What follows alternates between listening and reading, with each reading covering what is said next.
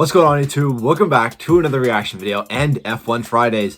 It's finally back. It's been a while. Okay, I apologize. Main reason why I didn't post F1 in a while is because I just didn't really have any ideas. I did have a subscriber recommend it, a new video. So this is called "So You Want to Be a Formula One Driver."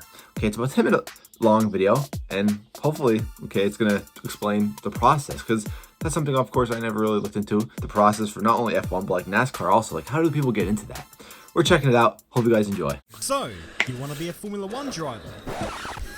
Okay, I don't. That's simple enough. As anyone who's too dangerous, huh? can attest Nah, to, getting to I wouldn't even Formula fit in One that is thing. as simple as saying ABC. If you had no mouth, or vocal cords, or any ability to communicate in any capacity. It sounds pretty cynical to say something like that, but there is a reason for it. It's because not all is as it seems in this game. I know I sound like a negative Nancy here, and that's because I'm a glass half empty kind of guy. But to elaborate on the issue, I'm going to run through the process it would take to get your sorry ass to Formula One. Tell you what, my boy, you tell me exactly what you want, and I will very carefully explain to you why it cannot be. Anyway, sit back. I'm waiting for them to come out with GTA 6. Process of getting I'm sure we all are. Stardom. No, of course it's not easy. Right, so let's start off on the grassroots of motorsport. Most racing drivers will begin their careers in karts. You don't necessarily have to, but Car racing's fun. That's what I did do. Sometimes at the beach for fun. Now they don't go that fast, but racing driver in every aspect. Drivers of all ages compete in this category. Oh yeah, that reminds me. It would be a good idea to start the sport out at a young age. I'm thinking 6, 7, 8 years old. Starting it out in your early teens. that's how it is every pro sport. You gotta start young nowadays to be able to compete. I hate to be the bearer of bad news here, but the odds are that your Formula One dreams is probably over. Comprende? In any case, karting is quite a cheap sport to start out in. That is until you start buying stuff. Purchasing your own kart, trolley, equipment, sets of tires, trailer. So it's one of those sports where you gotta have money, unfortunately.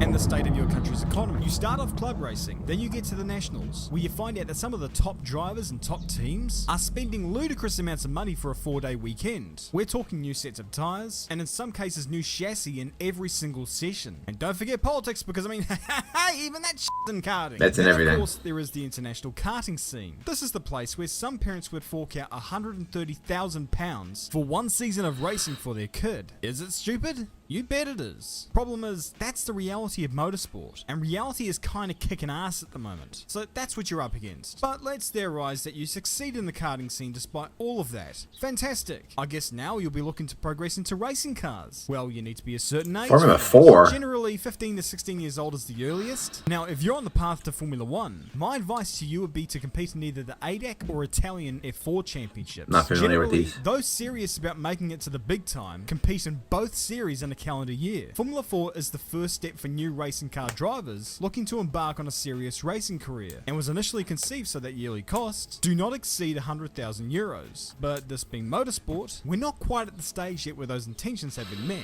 Generally, the drivers They should do, okay, think think about this. per year. Since there's a lot of countries involved, Some more so. you make this an Olympic sport. Into the miscellaneous stuff. I don't know if that was ever accommodation and so recommended or is that a on. thing, I mean, but that'd be some pretty teams cool as do an Olympic include that sport. stuff, but it varies from team to team. And hey, if you live on the other side of the world like I do, you need a crib over in Europe. Whether you'd be living in an RV or a Monaco apartment, you're going to have to start shelling out for that stuff. But say you accomplish this, where am I? And you set yourself up to race in the Formula 4 championships that I mentioned before. Try and set yourself up with a team like Van Amersfoort or Prema Power Team. Why, you may ask? Because they're the best.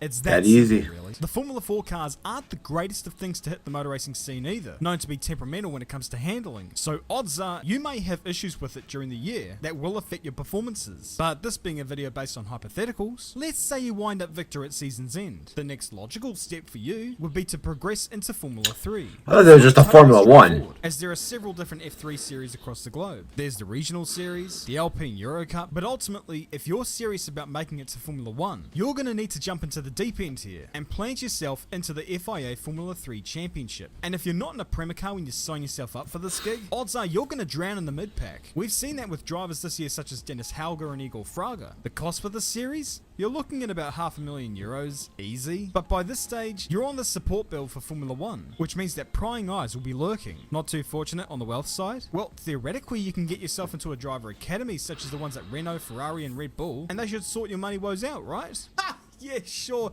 if you believe that. Very rarely does an academy solely fund a driver. The majority of those academy drivers bring in at least some amount of money to their respective teams. I know it sounds counterintuitive, but have you ever heard of the saying there is no such thing as a free lunch? Well, the same thing applies in motor racing because motorsport sucks. But let's say you're one of those 1 in a billion talents, like a Charles Leclerc, or a Max Verstappen, or a Teo Porcher, or a someone else. Let's say you can get an academy to fund your career entirely. Well, that's fantastic. You're now sussed on the money front. You just gotta trust that they're gonna put you in the right series. Sponsorships, of and course, some of huge. these cats aren't very good at doing that. Getting back to F3, now that you've got a blank check, which let's be real is extremely unlikely, but let's theorize you do. A winter series would serve you well. Develop your skills during the off season, get some super license points of which you need 40 to compete in Formula 1. So if you include Asian F3 and the Toyota Racing Series. And those I'm curious if series there's cost any around Americans in 100,000 F1. euros as a rough guideline. And those championships I don't know where only last for a few where weeks even at a start. time. Add that onto the already existing $500,000 that we discussed earlier, and all of a sudden you've accumulated enough money to kickstart a well-funded indie film.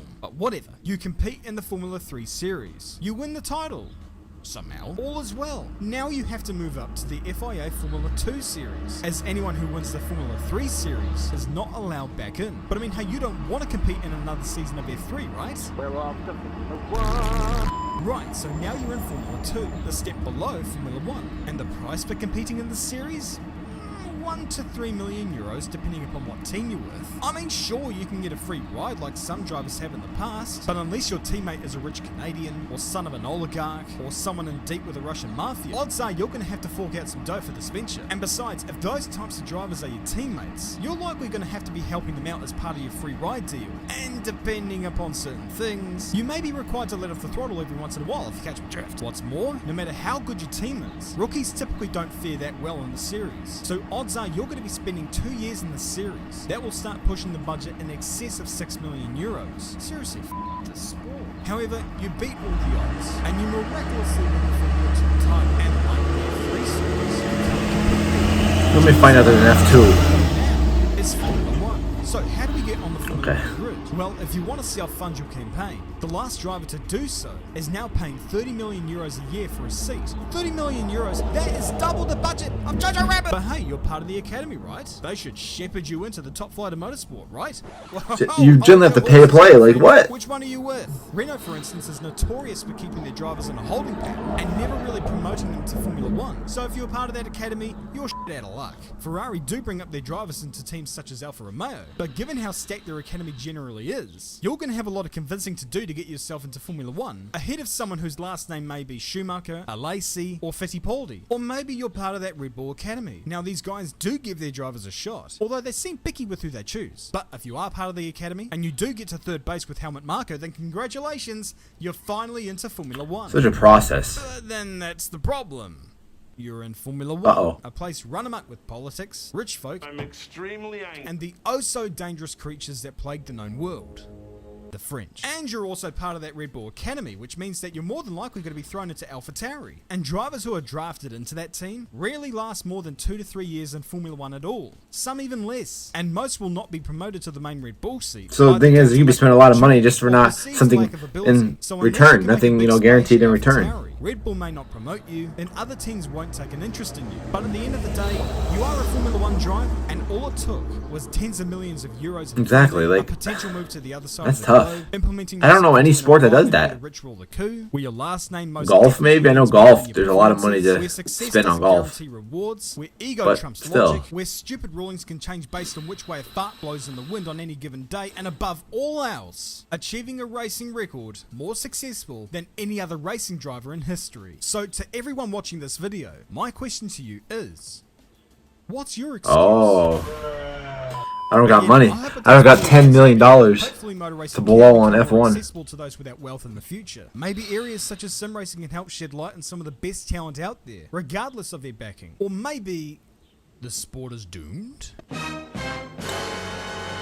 Yeah. It happens. But anyway, people, thank you very much for watching. Drop a comment below, subscribe to the channel if you're awesome, and always remember. So, I mean, what I got from that was it's sort of like a pay-to-play system, okay?